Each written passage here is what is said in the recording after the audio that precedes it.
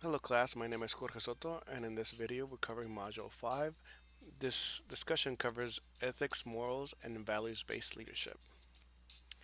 The following is the consensus of what our team has achieved and the feedback that I've gotten from them. When it comes to personal values and ethics, my approach is rooted in honesty and transparency. In essence, I have a relationship style leadership and establishing trust and then rapport was key for me to achieving my goals as a team leader. Now, moving on to values, ethics and practice. To achieve complete transparency can be difficult. As I describe here, not everyone is able to comprehend the complexity of any given project. For example, this one had a large portion that was done through our IT consultants, as we had to build a small database to get the information and graphs needed for a new report or new improved report. So as I mentioned here, this needed some strategy when deciding how what the depth was needed of discussion between different team members. In regards to our core team values, and these we agreed on integrity, attitude as in positive attitude, and a commitment to continuous improvement. When it comes to attitude, this was key for us as we were juggling different projects, and keeping a positive attitude was key to keep pressing ahead in spite of the challenges and get the project finalized and done.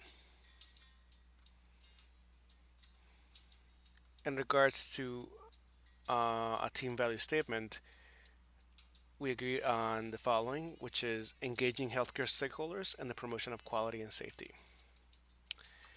As far as accountability, we keep each other accountable by using a shared calendar and followed up by weekly meetings.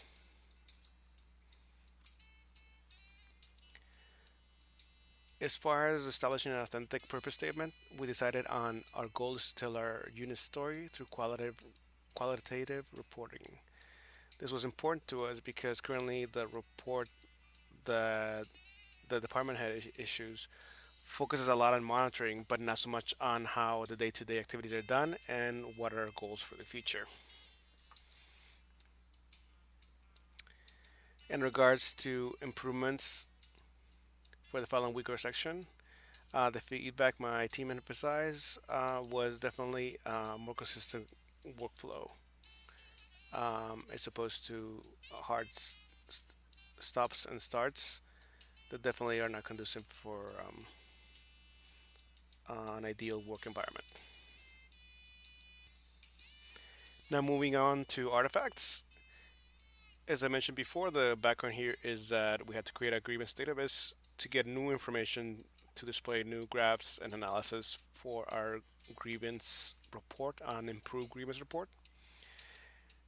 In this image here, what I aim to highlight is, for example, since we wanted to add grievance resolution type or categories on how the complaints were resolved, to get that information, we had to do some data mining of free text.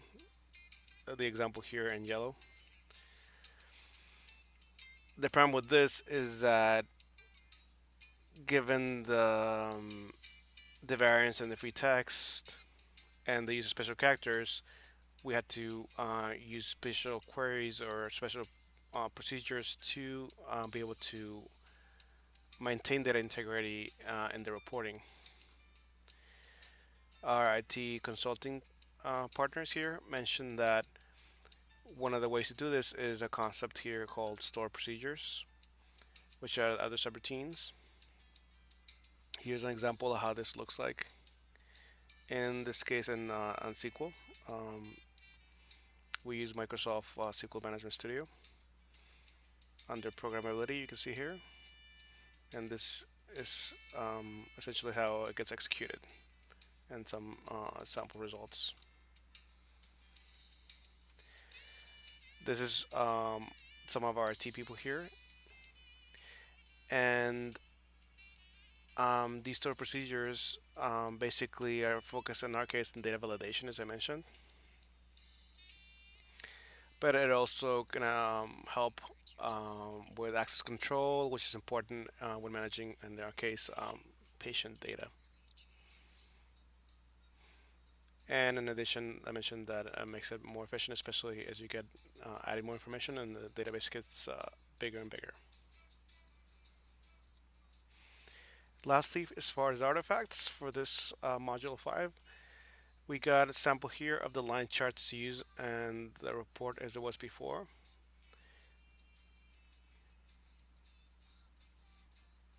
We consulted with the sponsors and see what the types of charts wanted to add something that was intuitive.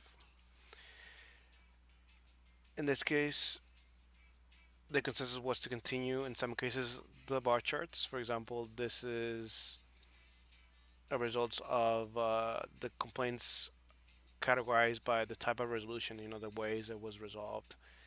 For example, here the bar chart here shows that the most common way that a complaint was resolved was provider change.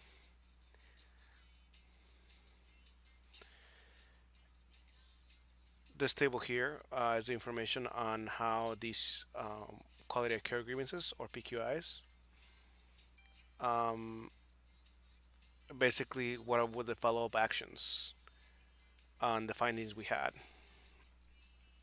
from the complaints. In this case, I advocated for the use of the street map type chart because since most cases did not have a follow-up, the actual actions we took get dwarfed and not really visible on a bar chart. But in this case, you can see that it was so significant. It was 200 cases. The most common being a letter education for the provider, followed by corrective action plans, mostly for facilities like nursing homes, and then track and trend, mostly for ancillary providers like laboratories or ambulance services, so transportation services for patients. Another artifact here is this bar chart also shows here by numbers um, which grievances were converted to PQI cases or quality of care grievances. Again, the most common one, as mentioned before, is care followed by service followed by access. Most of these type of grievances got converted to potential quality issue cases. And lastly, um, the once a grievance is converted into a PQI case, then we divide them into three main types. Given the small number of categories, this one I recommended the Starburst chart. In this case, it makes it clear that most of the now potential quality uh, issue cases are coming from quality care, followed by service, and system quality encompasses basically everything else.